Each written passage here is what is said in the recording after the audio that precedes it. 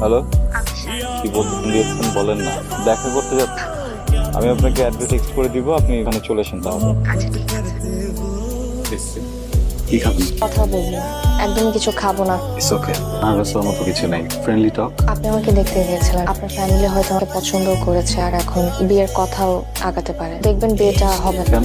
কারণ আমার ফ্যামিলি পাত্রপক্ষ থেকে একটা বিষয় সবসময় গোপন করে আসছে। ইস্যুটা কি?